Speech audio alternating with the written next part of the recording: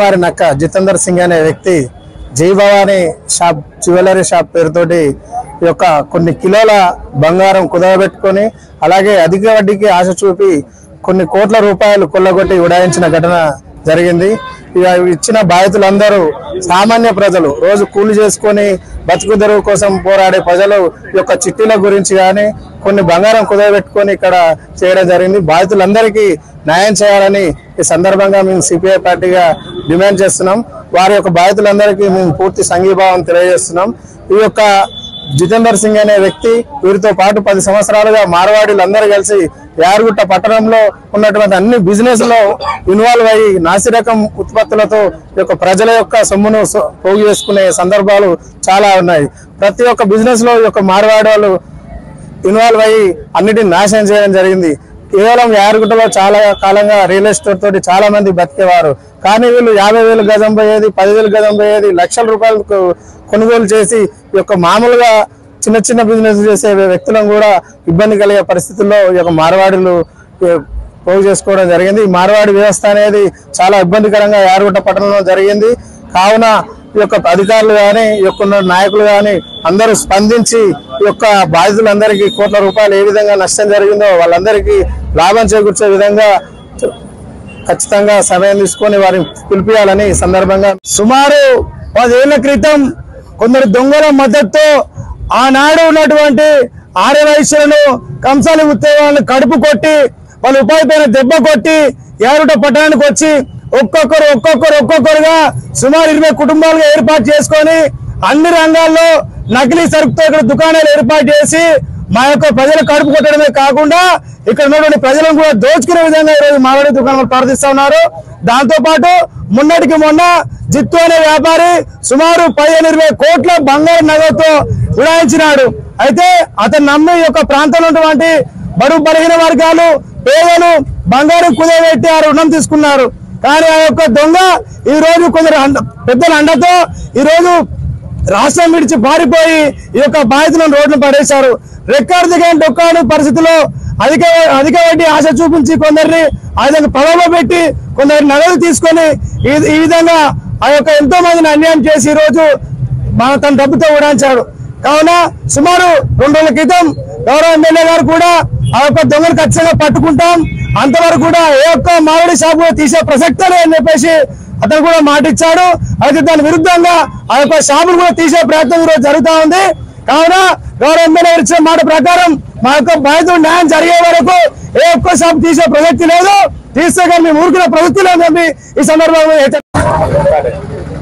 యాదగిరిగుట్ట పట్టణానికి గత 10 సంవత్సరాలుగా రాజస్థాన్ ఇతర ప్రాంతాల నుంచి ఇక్కడికి వచ్చినటువంటి మార్వాడీసు పాన్ బ్రోకర్ల పేరుతోటి, బంగారం షాప్ పేర్లతోటి, అదేవిధంగా కిరాణా షాపుల పేరుతోటి ఇక్కడ ఒక 15 మంది వరకు తిష్ట వేసి ఇక్కడ వ్యాపారాలు కొనసాగిస్తూ ఉన్నారు.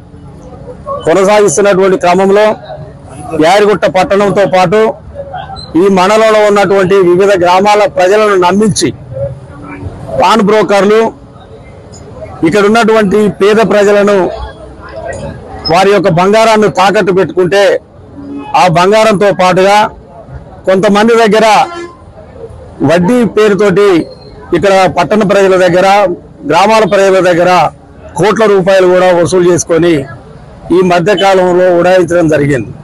వాళ్ళ నిజంగా కూడా ఒకసారి ఆలోచించినట్లయితే ఇక్కడ బంగారం తాకట్టు పెట్టినటువంటి వాళ్ళంతా కూడా నిత్యం కూలీలు చేసుకునేటువంటి పేదలు.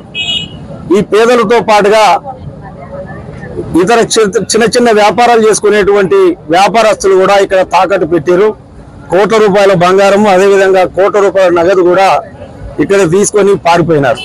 ఇవాళ మా యొక్క డిమాండ్ ఏంటంటే వీరిని ప్రధానంగా ఇక్కడ తీసుకురావడానికి మొదటి వరుసలో ఉన్నటువంటి వ్యక్తి మార్వాడి ఎవరైతే ఉన్నారో ప్రేమ్, ఆ ప్రేమను ద్వారా వీళ్ళందరూ కూడా డబ్బులు చెల్లించే విధంగా ఇక్కడ ఉన్నటువంటి ఎమ్మెల్యే గారు, ఎందుకంటే అధికార పార్టీకి సంబంధించినటువంటి ఎమ్మెల్యే గారు, ఇక్కడ ఉన్నటువంటి పోలీస్ అధికారులు సహకరించి ఆయనను పట్టుకొచ్చి వీళ్ళకు డబ్బులు బంగారం రిటర్న్ ఇప్పించడమా, లేకపోతే ఇక్కడికి తీసుకొచ్చి వ్యాపారం పెట్టించినటువంటి ఎవరైతే మార్వాడి ప్రేమ ఉన్నాడో ఆ ప్రేమ ద్వారా ఈ యొక్క ప్రజలకందరికీ కూడా న్యాయం చేసేటువంటి విధంగా పోలీస్ అధికారులు ఈ యొక్క రాష్ట్ర ప్రభుత్వం పూర్తిగా సహకరించి యాదగిరిగుట్ట పట్టణ ప్రజలకు సహాయం చేయాలని చెప్పేసి భారత కమ్యూనిస్ట్ పార్టీగా మేము కోరుతా ఉన్నాం. మొదటి రోజే మేము ఈ యొక్క మార్వాడి పరారైన రోజే మేము స్పందించి గౌరవనీయులైనటువంటి జిల్లా కలెక్టర్ గారికి మేము రాతపూర్వకంగా కూడా వినతిపత్రం సమర్పించి ఈ యొక్క ప్రజలకు న్యాయం చేయాలని చెప్పేసి కోరడం జరిగింది. రెండో అంశం ఏంటంటే వాళ్ళు ఇచ్చినటువంటి రిసిప్ట్లను ఒకసారి పరిశీలించినట్లయితే ఈ యొక్క లైసెన్స్ నెంబర్ కానీ జిఎస్టీ నెంబర్ కానీ ఎటువంటి లేకుండా ఇక్కడ వ్యాపారం చేస్తున్నటువంటి క్రమంలో ఇక్కడ మున్సిపల్ వారు కానీ పోలీసు వారు కానీ మరి ఎందుకు స్పందించలేదనేటువంటి విషయం ఇవాళ ప్రశ్నార్థకంగా మిగులుతా ఉన్నది. ఎటువంటి అనుమతి లేకుండా ఇవాళ కోట్ల రూపాయల వ్యాపారం చేసేటువంటి ఈ యొక్క మార్వాడీస్ పైన ఎందుకు చర్యలు తీసుకోలేదని చెప్పేసి మేము భారత కమ్యూనిస్ట్ పార్టీగా ఇక్కడ ఉన్నటువంటి అధికారులందరూ కూడా ప్రశ్నించాల్సినటువంటి అవసరం ఉన్నది.